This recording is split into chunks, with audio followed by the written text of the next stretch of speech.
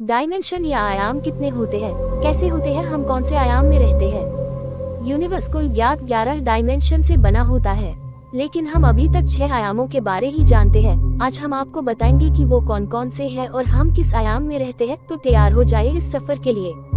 शून्य डायमेंशन को समझने के लिए आप एक बिंदु को ले लीजिए। यहाँ पर लंबाई, चौड़ाई और गहराई जैसी कोई भी चीज नहीं होती। अगर आप यहाँ होते तो आपको केवल एक ही जगह पर रहना पड़ता, क्योंकि यहाँ आपके लिए न ही कोई दाया बाया होता और न ही ऊपर नीचे। आप किसी भी दिशा में किसी भी तरह की मूवमेंट नहीं कर सकेंगे। आपका सारा जीवन एक ही बिंदु पर समाप्त हो जाएगा। पहला डायमेंशन, जैसे कि हमने शून्य डायमेंशन में देखा कि वहाँ का अस्तित्व एक बिंदु में ही होता है। अगर हम ऐसे दो बिंदुओं को ले और उनको जोड़े तो वह एक रेखा बनेगी। ये रेखा पहले डायमेंशन को दर्शाती है। अगर आप यहाँ होते तो एक बिंदु से दूसरे बिंदु की तरफ केवल एक ही दिशा में मूवमेंट कर सकते। अगर आप पहले डायमेंशन के प्राणी होते, आपके लिए केवल आगे पीछे जैसी चीज होती। आपको यहाँ दाएं बाएं या ऊपर नीचे जैसी चीजों के बारे में कोई भी आइडिया ना होता। दूसरा डायमेंशन और पहला डायमेंशन, एक रेखा जैसी रचना का ही अस्तित्व होता है। अगर हम ऐसी दूसरी रेखा को ले और दोनों रेखाओं को जोड़ दें तो हमें मिलेगा दूसरा डायमेंशन। यहाँ पर लंबाई और चौड़ाई होगी लेकिन गहराई नहीं होगी। दूसरी भाषा में कहे तो अगर आप दूसरे डायमेंशन में रहने वाले प्राणी होते तो आप आगे पीछे और दाएं बाएं किसी भी दिशा में जा सकते थे, लेकिन यहाँ पर भी आपको ऊपर नीचे जैसी चीज का कोई आइडिया न होता।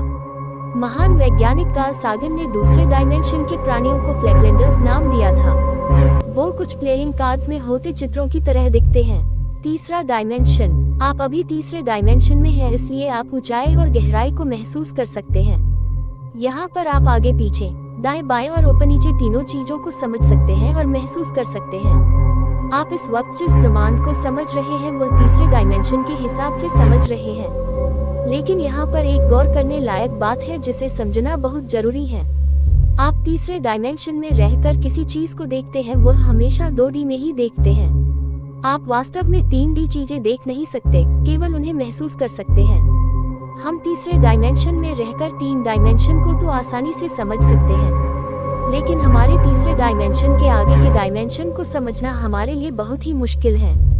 इन डायमेंशन को न हम कभी देख सकते हैं और न ही महसूस कर सकते हैं, क्योंकि आप केवल अपने से नीचे के डायमेंशन को ही देख और समझ सकते हैं। इसलिए आगे के डायमेंशन के बारे में हम गणित और विज्ञान की मदद से कल्पना कर सकते हैं। चौथा डायमेंशन, वैज्ञानिकों का मानना है कि चौथा डायमेंशन समय यानी टाइम है। यहाँ पर समय का मतलब है अवधि।